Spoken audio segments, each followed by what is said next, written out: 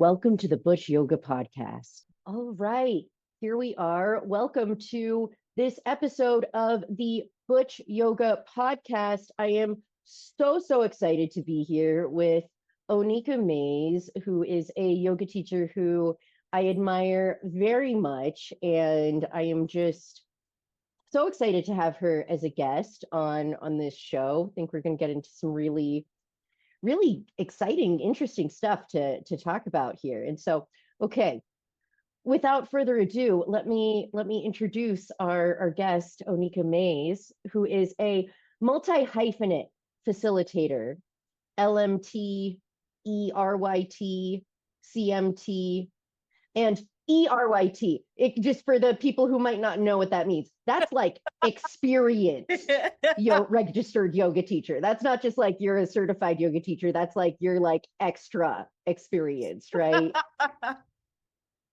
Yes, very extra. Okay. Whatever that means. And we can totally talk about that because I feel like that means a lot too. But yes. Silly. Okay. And the other ones are massage certifications. Yep. Okay. Yep. Nice. Licensed massage therapist. Yep. Amazing. And I feel like I don't even need to say this, that you can already get the vibe that Oneika leads with joy, passion, and wisdom. As a Black queer feminist, she brings a poignant lens to building a world that is more compassionate and understanding. With deep roots and knowledge in Buddhist and yogic teachings, she delivers practical application and authentic connection through her facilitation skills. With openness and vulnerability, she facilitates the space to talk about change and embrace every part of ourselves. She's been practicing yoga for more than 20 years and guiding yoga and meditation for more than a decade. And since then, she's used her knowledge to support social justice nonprofits and historically excluded communities.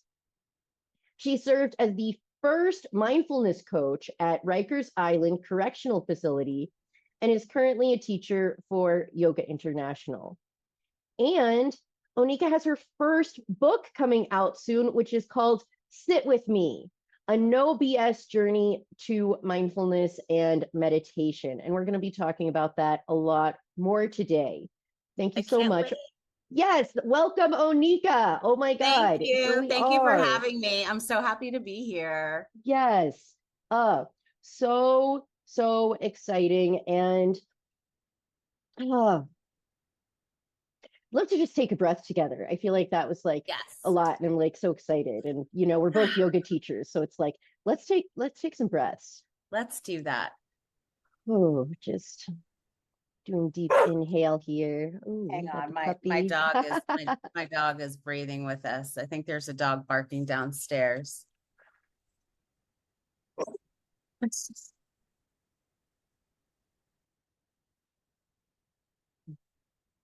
All right, let's do one more. Get a little extra centered.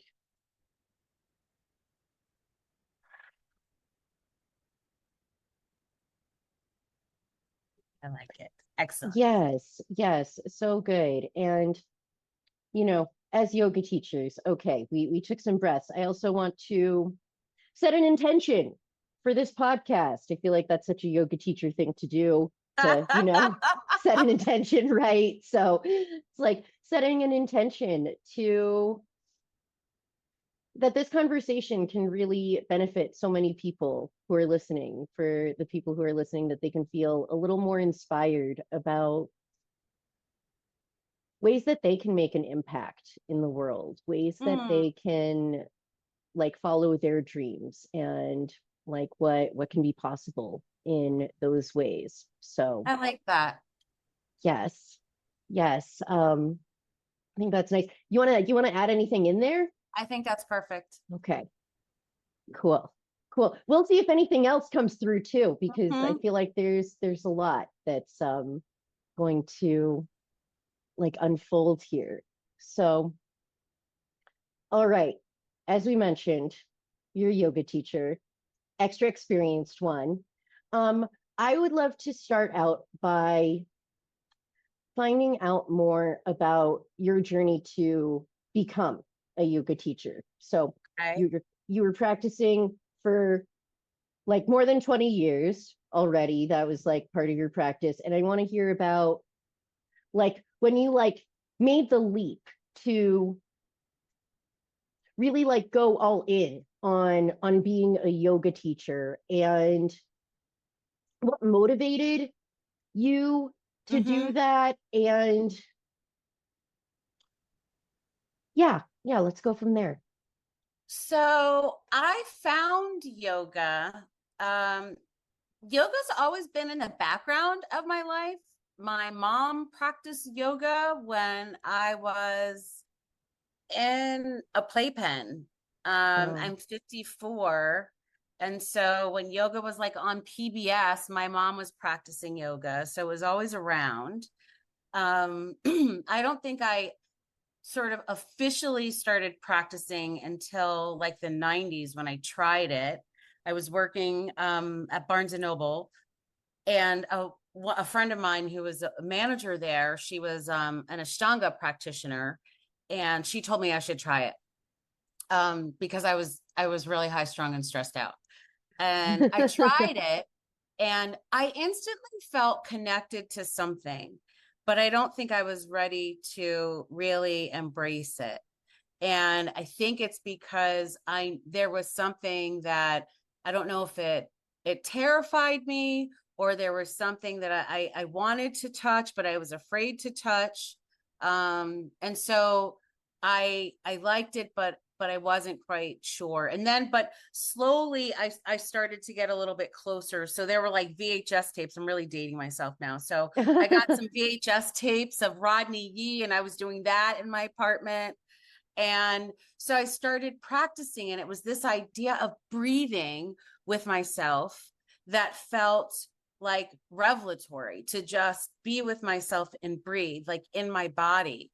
Um, as someone who was like Black and queer in my body, to take a breath, it just felt like, oh, this is okay.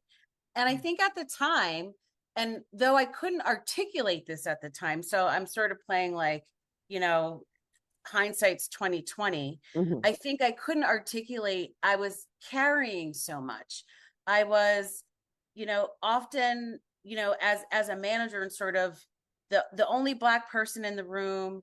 I think I was still holding on to a lot of anti-Blackness inside my body. Yeah. I was holding on to a lot of internalized homophobia inside my body. Um, I grew up in predominantly white spaces, so I was uncomfortable in my skin.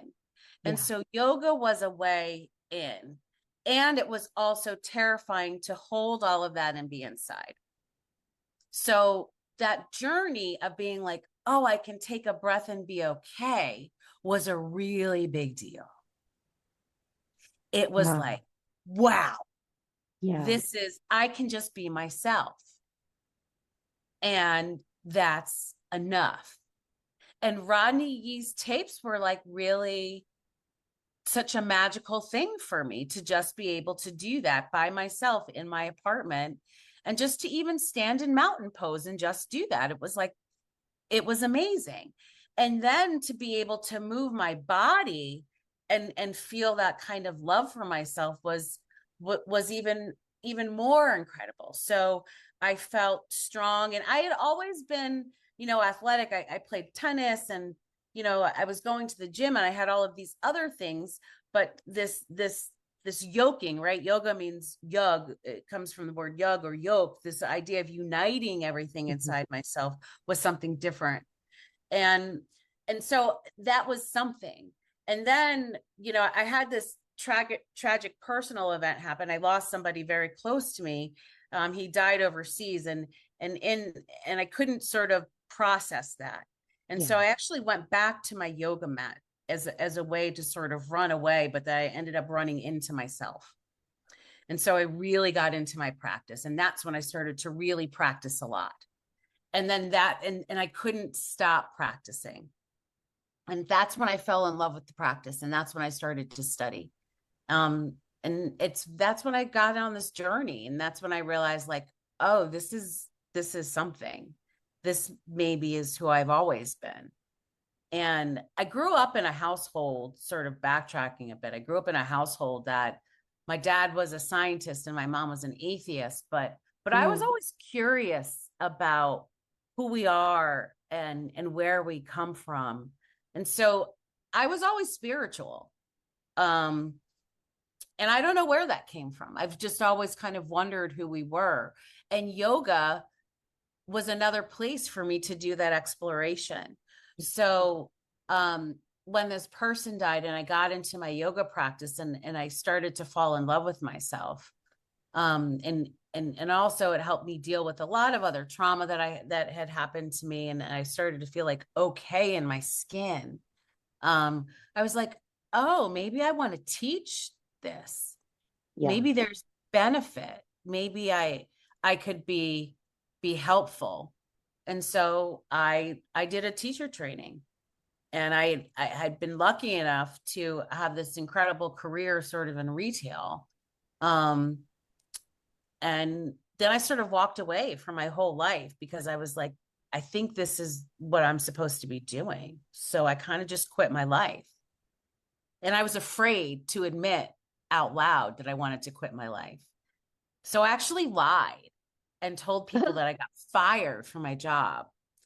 Um, I know. And it didn't Wow. come out until I was being interviewed on New York One, which is a local news station. And I I think actually I told, watched that interview yeah, actually. so I that's where, so I told, this newscaster, it's a shame. She's actually said she died of cancer about two Oh, years after that interview. But I told her that I actually got fired. This is the first time I actually admitted it publicly. My mother called me. She was like, I had no idea. No one knew. Like, some people knew, but most people didn't know, because that's how afraid I was to admit out loud that I wanted to chase my yeah. dream, that I wanted to step into passion, because we're so caught up in trying to be productive.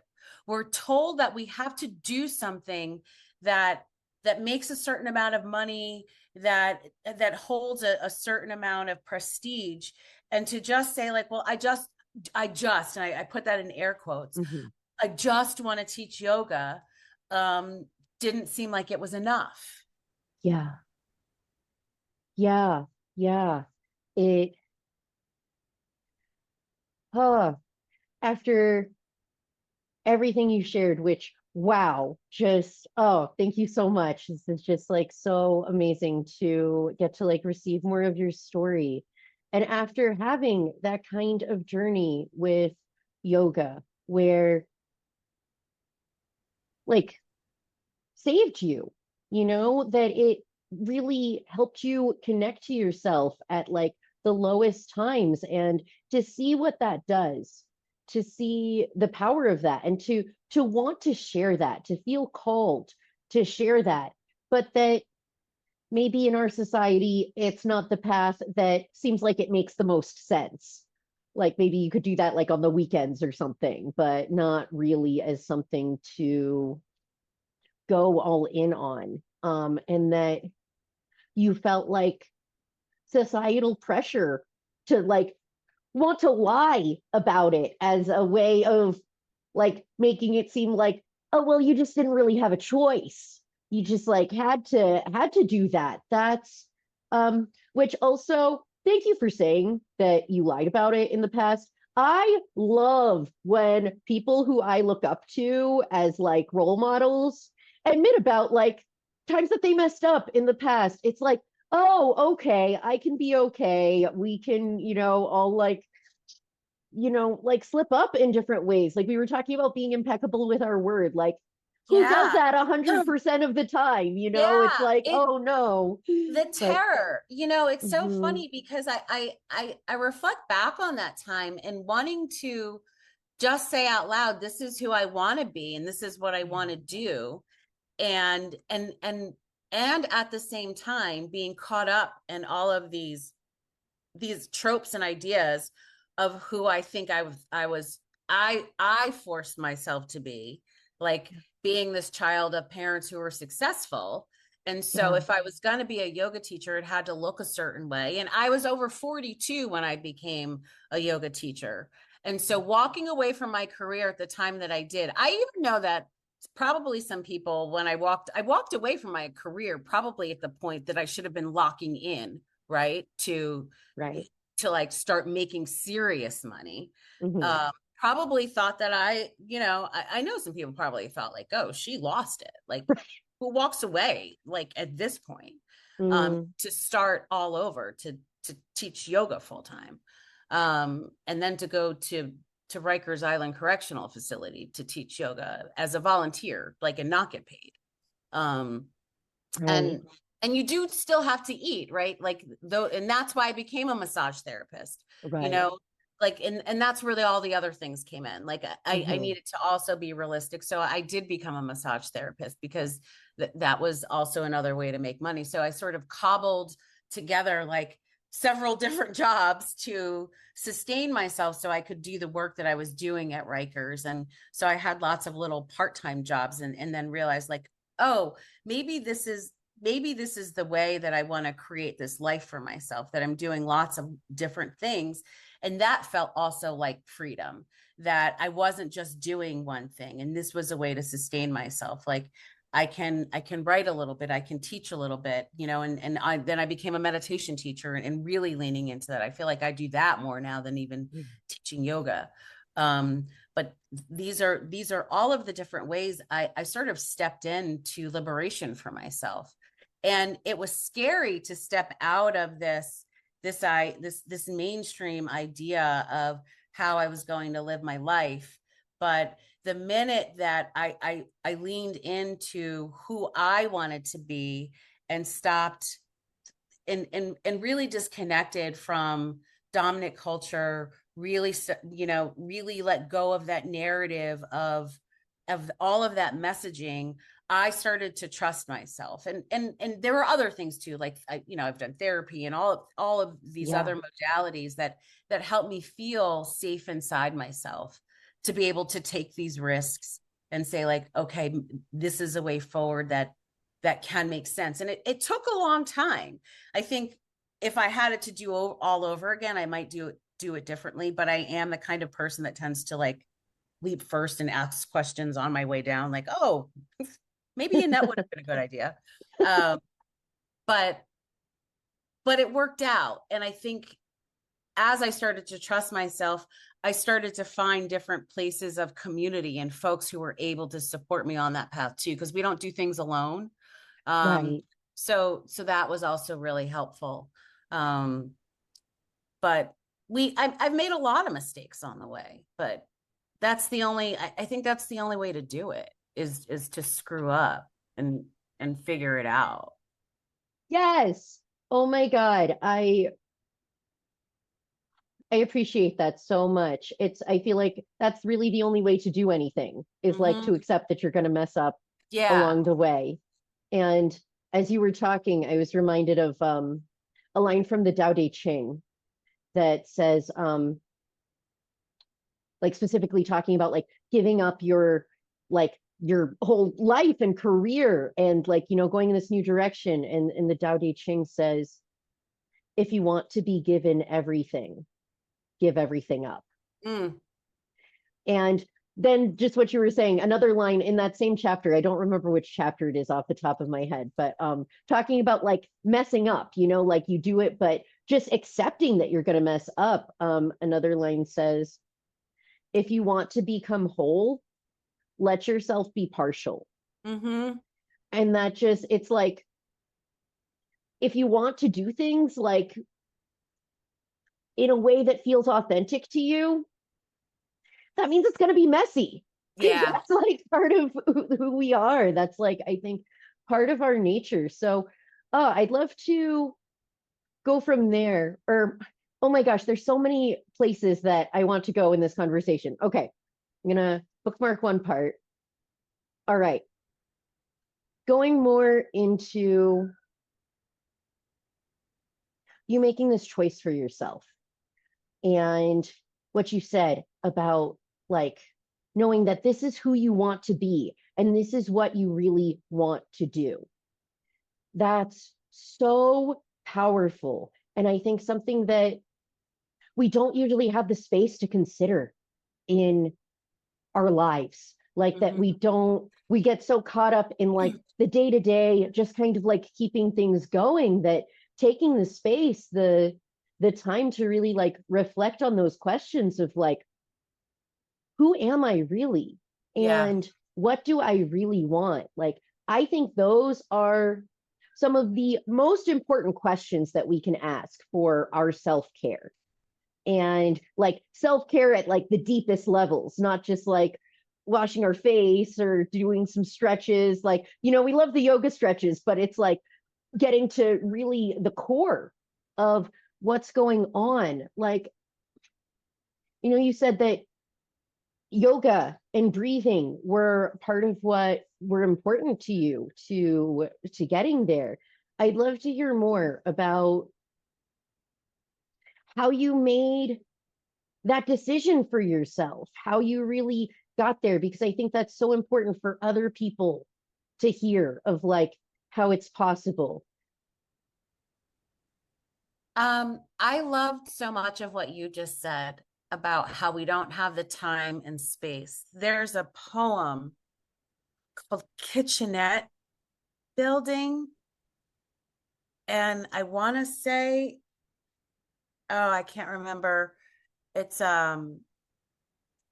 I can't remember the poet, but it's about people who live in in the projects, and they're waiting in line for a shared bathroom, and it's about waiting for their dreams to come true.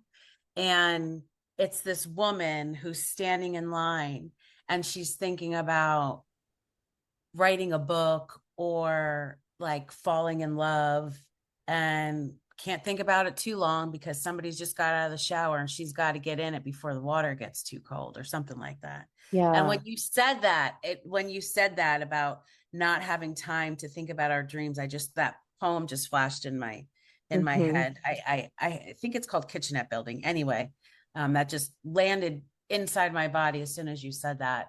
And I think that's maybe one of the ways in for me for that self-care Mm, was reading, because I mentioned that I worked in at Barnes and Noble, and right. books were and are a form of self-care.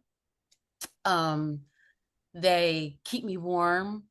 um there are certain authors that I refer to as my literary aunties: Toni Morrison, Gloria Naylor, Alice Walker, Audre Lorde. Um, Yes. like reading Audre Lorde as somebody who was discovering their queerness in college was like a revelation. So those things are forms and were forms of self-care. So Mm-hmm. I think those were ways too that started me on a journey, because reading was a way to discover different worlds. So Yeah. finding different worlds were a way to understand that I could find something different for myself. Mm-hmm. So it provided a Yes. bridge. So I think that's one way, a big way.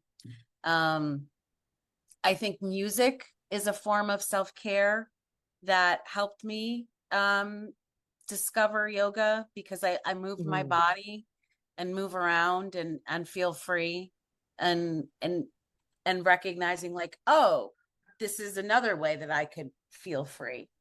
um and they might not be ways that everybody thinks about self-care. um Yes, this is such a huge point. I think this is so, so important to touch on, that self-care, it comes from you. It's like mhm. it has to be self-directed. It can't be Yep. like from a list in a magazine or Yep. something about these are the top self-care things to do, like having Yep. a green juice or whatever. Like, that's not Yeah. for everybody. It's just Yeah. so personal. It is really personal. Um, my partner loves comic books, um, and Yeah. graphic novels. Like that's her thing, you know? And I think it really varies, and it's ways that when it when you're doing something that allows that sort of, you notice that your body softens, Like your shoulders drop and you feel your insides relax. And there's a sense of like, oh, okay. Like, oh, I can relax. Oh, I'm soft. And maybe not even relax, because relax can sometimes be a triggering word for people or make people tense up, but you just feel like your body goes soft or limp.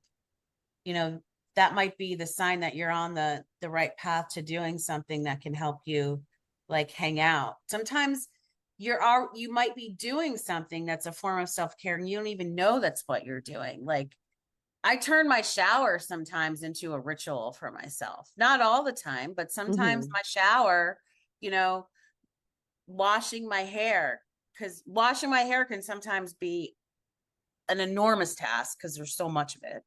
Or it's a way that I really allow myself to have it be a ritual. And it's this wonderful thing I do. Um, I've been thinking of this quote from Be Here Now by Ram Dass that you just reminded me of it, like talking about like with washing your hair, which not as much of a thing for me personally. Not so much to do there. But this quote that I think it can apply to like literally anything in life. And it's that you can do it like it's a great weight on you, or you can do it like it's part of the dance. And it's funny. I've been going to dance classes recently, some salsa and bachata lessons, and I'll tell you, sometimes I'm doing it like it's a great weight on me. I am struggling out there. I'm sweating. I'm like, oh my God. And like remembering, no, I have one friend who I go with, and she's so good at reminding me, like, don't worry about getting the steps. So, like, exactly. Just have fun. It's just, we're just here having fun. Like, that's really what it's for with so much of it. Like what you were saying about giving ourselves the space to make mistakes. It's like, it's like doing a dance, but maybe you like take the wrong step and it's like, that's okay. Keep dancing. Yes, I did a vocal freedom workshop with CC Ooh, White. nice. And for folks who don't know, CC White is an incredible singer, and she sings this song. She does a version of the Maha Mantra, and Ooh, she does a Reggae style of the Maha Mantra. It's unbelievable. got to And look that up. oh, it's going to change your life. And she does a reggae style of Hare Krishna, and it's amazing. Anyway, she's incredible, and she does this vocal freedom workshop, and I can't sing to save my life. Well, that's not true. Everybody can sing. I don't carry notes well, and it wasn't about that. It's just about releasing your voice Yeah. and opening up your throat chakra and just allowing yourself to be in a space where you're letting yourself just say whatever comes out and be free. And it was terrifying at first because there were actually some singers in this workshop. But just to do that was actually such an incredible form of care for myself, because I did have weird feelings about singing, not about public speaking, but about singing. So to be free like that was another way to sort of step into myself. And by the end of it, like I had the mic and I was like, she was cracking up. She was like, girl, you just go. It was very funny. But that's the thing, like finding ways that help you step into yourself, or help you relax, or help you soften, or help you feel just whole. Because I think that's what it's about. I don't believe that there are safe spaces in the world. I believe that we're the safe space, and the way that we become safe is that we learn how to find safety inside ourselves, and we have to practice.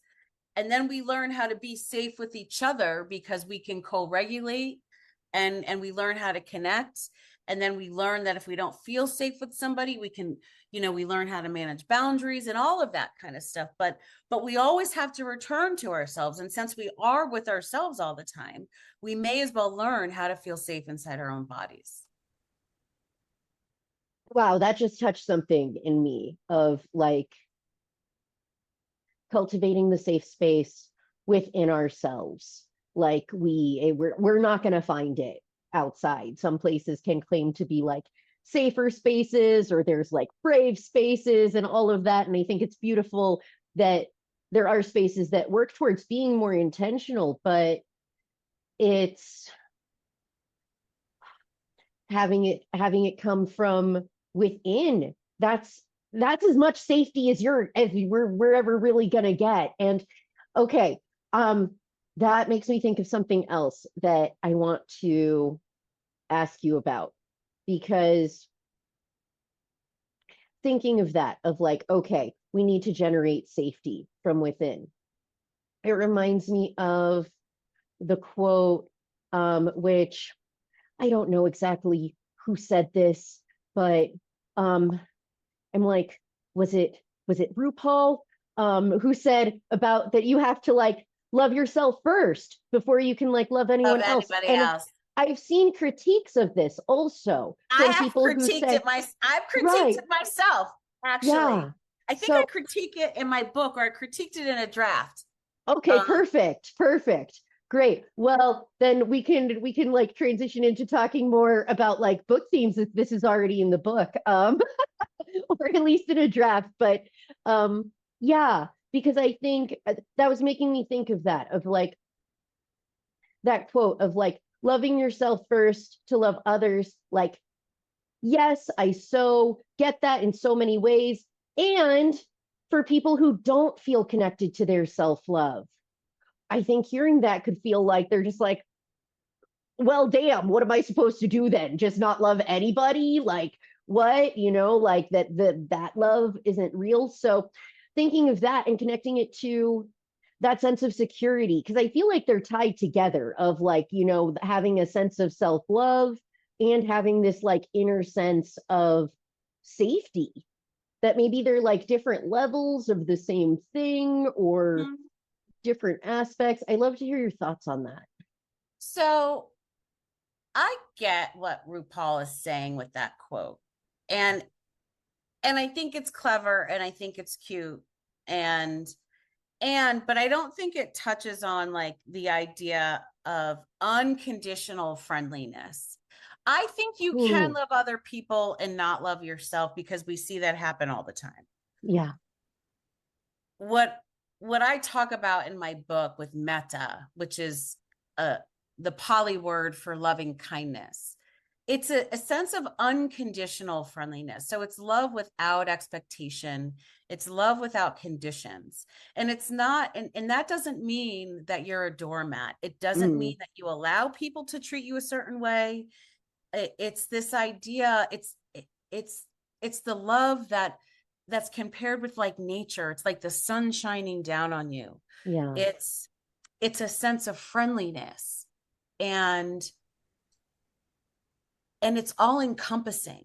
So when we think about this tender kind of love for ourselves, it can even include that I don't know how to do it. It can include that this is really troubling and hard. It makes space for that too. It makes space for the difficulty. It makes space for the challenges, because it's unconditional. And when the more that we practice it, the more it shows up. Mm, And that's the beauty, and that's the difference, I think, than this like, oh, if you don't love yourself, you can't love anybody else, because there's a right. condition there. And conditional Mm, love is not conditional love is actually the opposite, or it's like the near enemy of metta. um that is actually harmful when we put conditions. If you don't mm, love, if you don't love in a certain way, I can't love you. That's problematic, right? mm, mm. And that's very different than I'm putting a boundary down because you're causing harm. That's not the same thing as conditional love. You know, conditional love Mm. is a transaction. You do this and then I will love you. You don't do this, I won't love you. You know, that's conditional love. Wow. And I think applying that to thinking of self-love, like Right. how we treat ourselves, how we approach loving ourselves, that it's And it takes hmm, practice. yes, And yes, that's the and whole thing. And it's a little bit at a time. It's like, mhm, this is right. not something that happens overnight, and it Hmm. takes practice. And we notice it like in small moments. It's not like one day you're like, oh, I love myself completely and this is really great, because that's just not the case. And some days I love myself completely, and some days I wake up and, you know, I think I'm a piece of shit because I'm a human, and being a Yeah. person is really hard, especially in the times that we're in. Oh my Like, it's God. just really hard. And so you notice it in small moments, like, oh, look, I didn't talk to myself like crap when that happened. That's a win.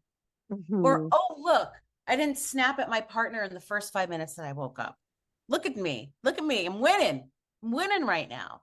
Like, those are the ways. I think when we measure success sometimes in inches instead of feet, you know, that's the way Ooh. that we can start to really embrace this wholeness of who we are. We make our goals to self-love so big and so unattainable that when we don't reach them, we completely give up and then we don't do anything about it, rather than saying, like, let me just try a little bit today. And just in that energy of wanting to try a little bit, that there's so much love there, that Mm-hmm. there's like that's it, like that those are the seeds of self-love, like just Mm-hmm. having that desire to be more loving to yourself Mm-hmm. is like that's what it takes. That's where Mm-hmm. it comes from. So, oh, thank you so much for these reflections. So, all right, metta, this idea, the unconditional friendliness. I love that definition. And you said that's a big theme in your book. Mm-hmm. I'd love to hear more about your book and about, oh gosh, where do we even start? I feel like there's so many questions that I'd love to ask about that.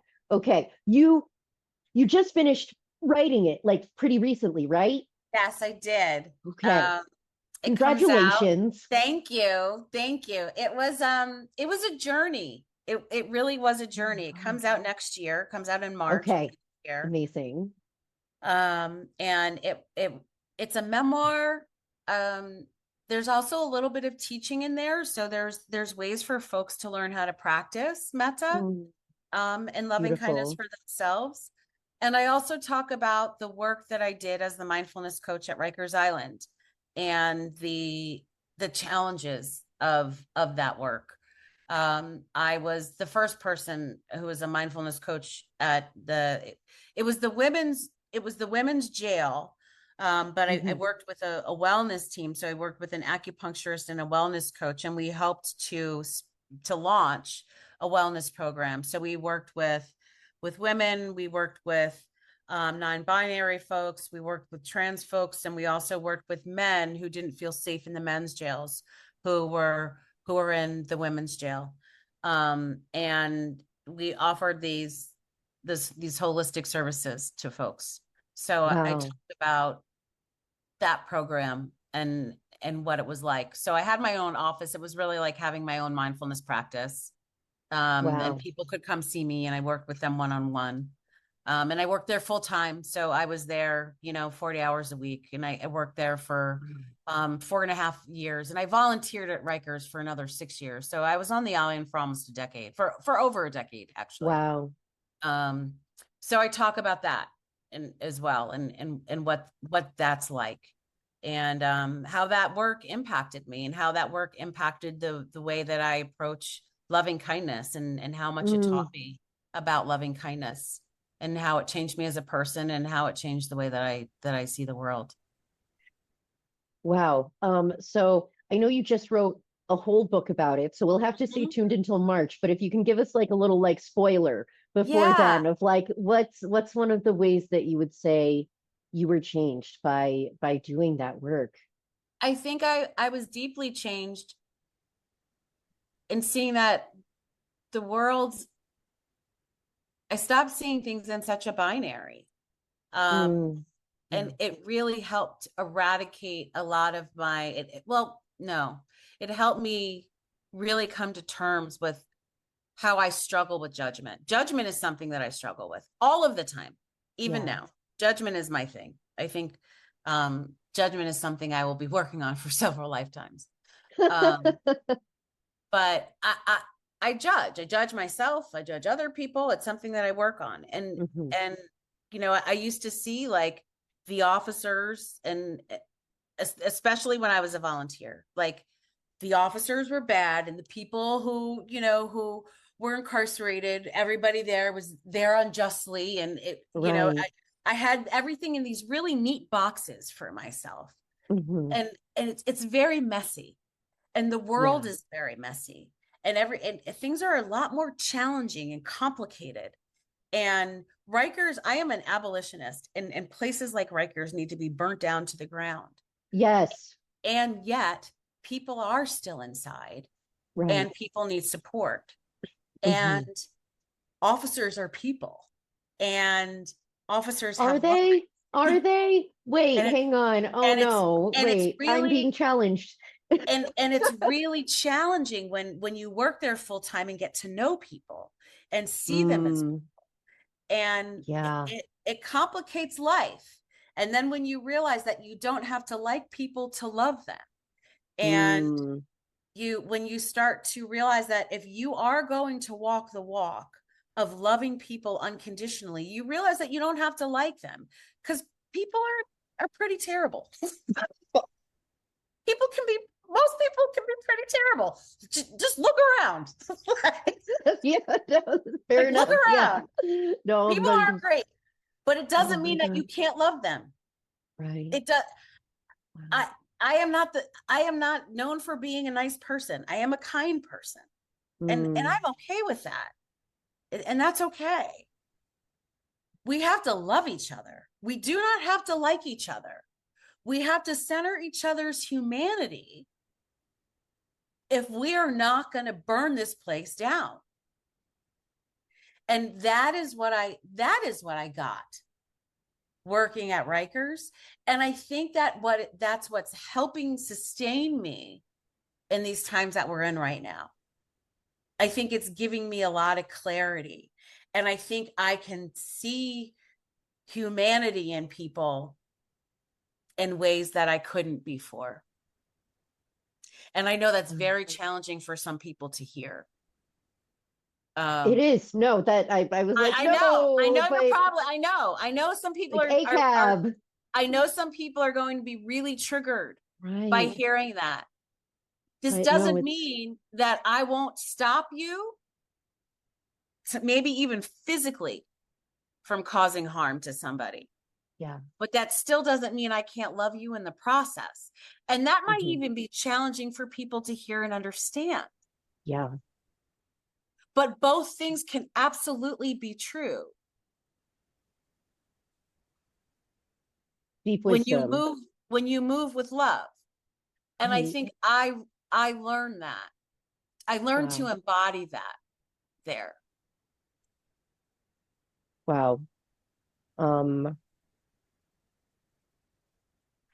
I'm I'm so moved by this conversation. I just need to say I've like already been like on the verge of tears like a couple points of just like feeling like the the depth of what Mm-hmm. you're sharing. Like this is I thought we were just having fun talking and I'm like, "Oh I gosh, I am being changed by this conversation." Yeah, I am and you know, and I have to say, it feels like coming out of the closet saying a lot of these things, yeah. because I feel like I feel like I'm somehow betraying like movements by saying Mm. things like this, right? Mhm. But when you have to standing in love doesn't mean that you don't defend. It doesn't mean that you don't fight. It doesn't mean that you won't even physically do things to protect people who Right. are being hurt. But it also means that you have to understand and recognize that humanity has to be at the center of everything that you're doing. Like you have to. Otherwise, it's the same cycles over and Others, it's you, over. you are truly not dismantling the master's house. You aren't dismantling Yeah. the master's house. Like everybody in their mother uses that Audre Lorde quote, and Mhm. as a person in their 50s, it makes me like a little tight because everybody uses it, but I Mhm. don't think that everybody truly understands what that means. That you've got to do different things if you want a different outcome.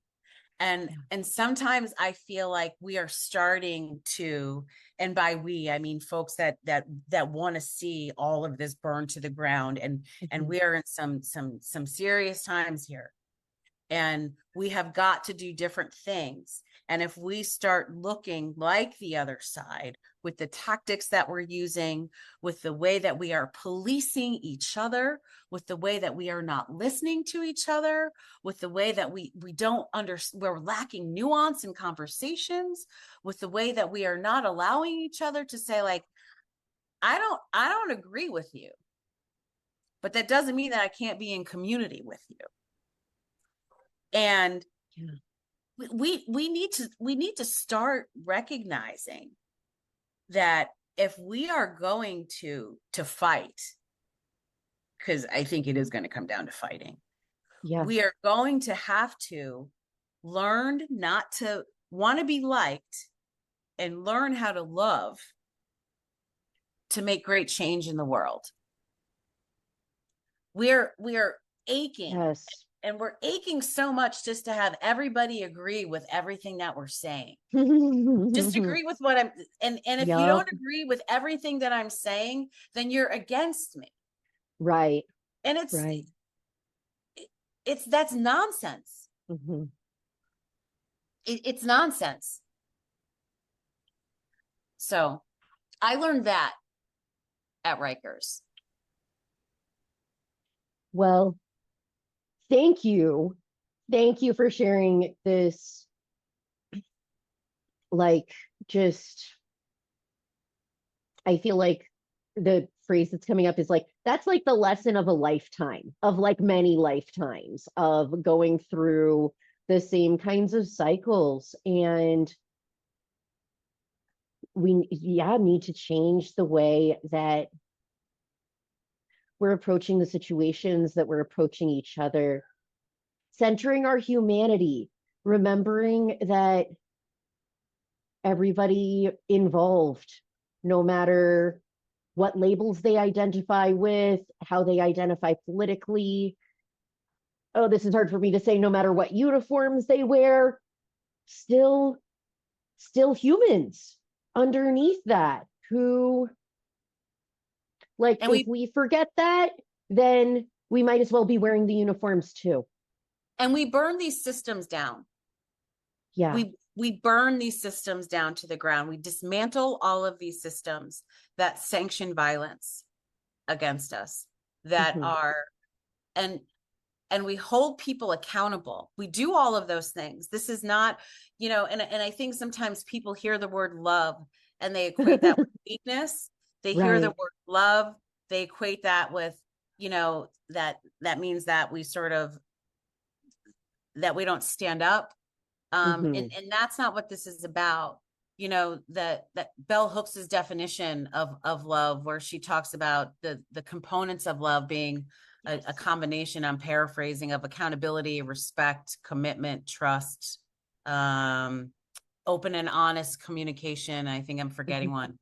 I think But that, affection is one. yes, effect, yes, I love thank that you. definition. But that's the kind of love that I'm talking about, right? Like, Mm-hmm. that's the kind of love that's Mm. rooted in action. Um, Yeah. like that's how I think we get to change, that we honor boundaries, that all of those things can happen.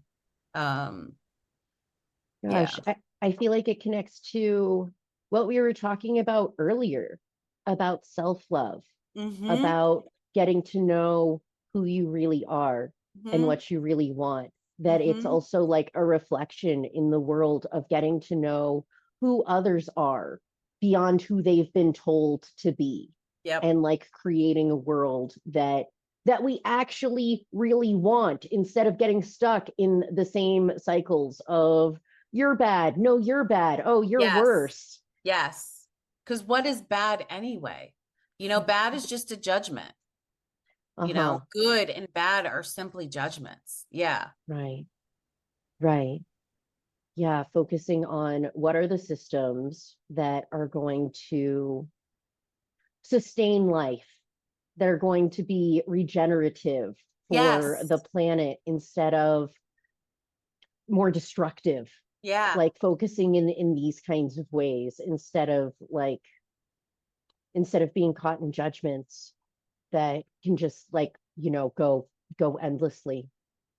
Um, so, okay, wow, we got really big out there in talking about like big structural stuff, and I love it. I love it. I want to zoom in a little more, personal Mm-hmm. again, of like with talking about your book. Mm-hmm. Aside from the content of what's in it, which I'm so excited to read it. Oh my God, I'm like, when can I put the pre-order in, please?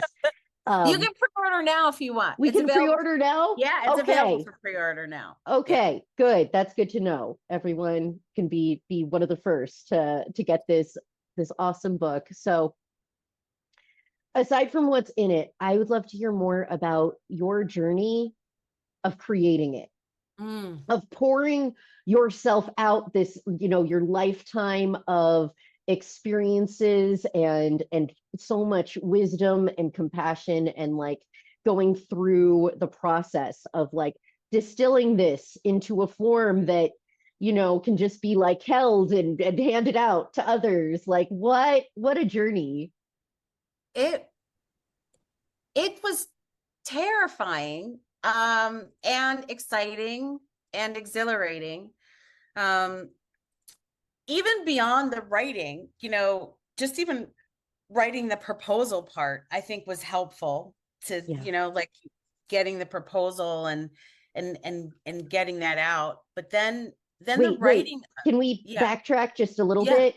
Before yeah. the proposal, how'd you have the idea to write the book? What Um, like sparked that? how did I have the idea? I can't even claim that it was my idea. A lot of people gave Mm, me the idea, to be honest with you. they were Along asking for when, it. yeah, when I Yeah. used to volunteer, I would write about what happened in my classes, and I would change the names of folks, but I Yeah. wanted to bring light to what was going on at Rikers. So I would talk Mhm. about the classes, with other teachers that I went in with. I used to work with a nonprofit, and we would talk about the class that we taught and what happened. And so I would Mhm. write a post on Instagram or Facebook about what happened. So I would do that once a week. And a lot of people would say, like, you need to turn these into a book. Like, these are really Yeah. good. So some people said that. And then I had other people who knew, like me, before sort of my corporate life, and then found out that, and then seeing me now with what I was doing with, yoga and mindfulness, were like, okay, you completely changed your life. Like, you need to write a book about this. Mm. And then the two sort of just came together, like combining the two ideas together to talk about, all of it. So that's how the idea came. Um, Sounds and then very right, organic. Like it was yeah, just like yeah, ready to be yeah, birthed into the world. yeah. And writing it was harder than I thought. Like, you Mm. know, you writing part that was memoir, you're like, oh, okay, I'm just gonna write about my life, that you already lived, right? So you're like, it's not a big deal. But reliving some parts that were painful Yeah. and also joyous, were very emotional. Um, and to write about some elements of Rikers that, there's a lot of vicarious trauma of Yeah. Rikers that, I just left there in 2023. Okay. And I didn't realize how much trauma I was still holding in my body from working there full time. I don't know. I don't know how people stay there for 20 years. I just don't know. Because there was still so much in my body. Um, I would jump even at loud noises, even, Oh, after I had left. Um, but writing it was quite a journey. I have a writing group that is just incredible, an online writing group. So they would meet a couple times a week and it's online. So I would get a lot of writing done then and then on my own. So they were, I think, really instrumental in keeping me motivated and going. But yeah, it oh, took about wow. 8 months. It was 8 months. I had 8 months to write it. Okay. Mhm. Wow. Yeah, having support, so, so, so important to, I think, for any big creative project, which it's such a thing that you kind of have to do it alone in a certain way, but also finding spaces to be able to be supported is so important, to have other people who are going through like a similar kind of journey as you, who have similar goals. Yeah, my partner was amazing because I did disappear in a hole a little bit as I was writing. And the fact that she was okay with that and just recognized that I was kind of doing that. Um, she was she was unbelievably supportive that I would just kind of just be here but not here.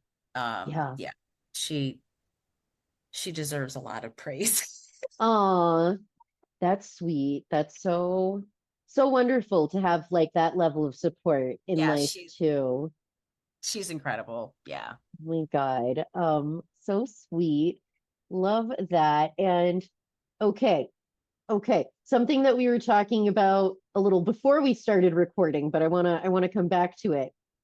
Something that you said was about saying, I said what I said, and like Uh-huh. leaving it at that. And with talking about going into a memoir,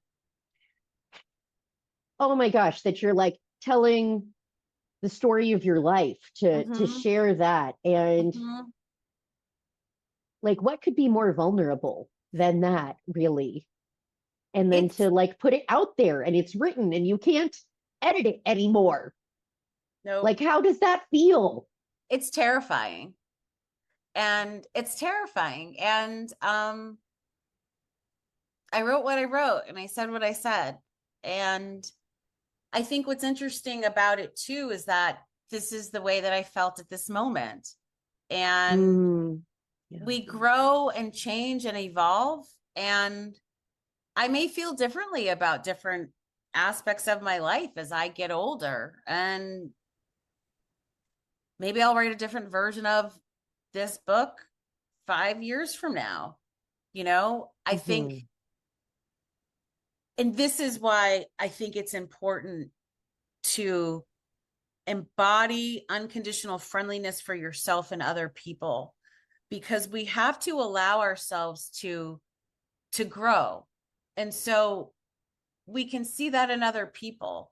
So we're not holding ourselves to this rigid standard of not being able to grow and change.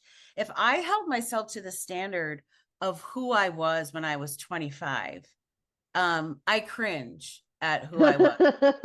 Like in the way the things that I thought, and I did the Oh best yeah. that I could with what I had at 25. Yeah. And I am 54 now. And you know, hopefully I will make it to 64 and have a whole different perspective on life, right? Yeah. And so I'll have a different set of life experiences and different tools and more wisdom.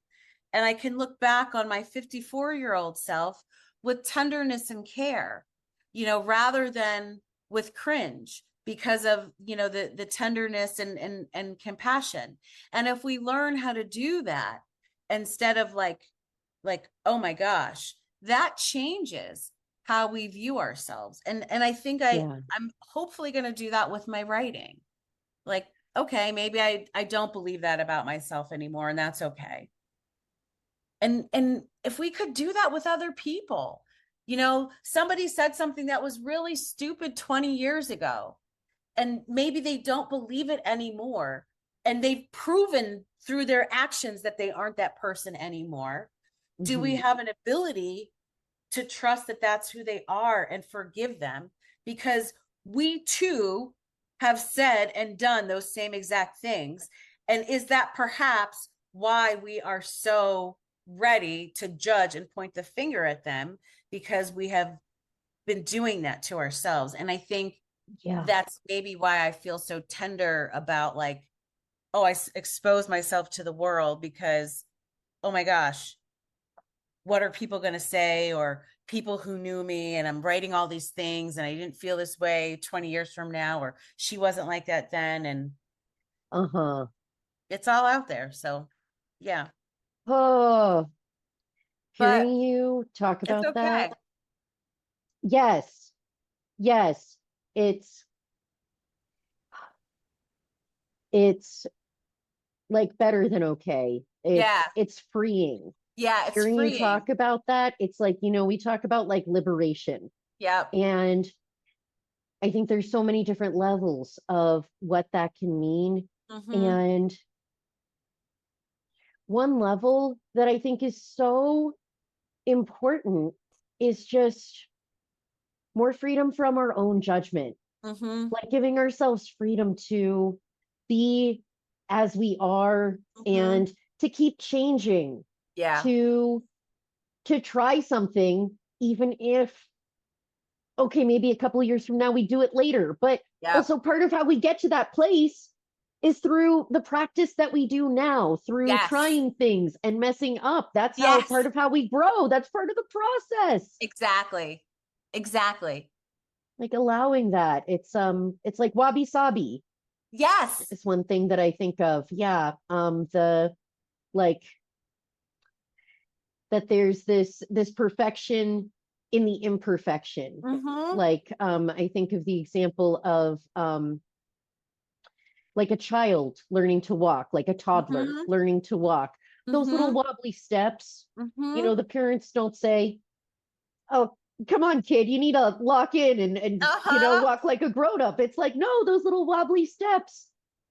That's being on the way, and Yep. like this being your first book, Mm-hmm. maybe those are like the wobblier steps, and Yep. maybe 5 books from now you'll be like, okay, now I can really write a book. Right. But it takes doing the first book Yep. to be able to get there, to Mm-hmm. be on the way. And oh, I hope you write a lot more books personally. Just Yes. what do I you hope I think? do Do too. you? I hope Yeah, this is, yeah. yes.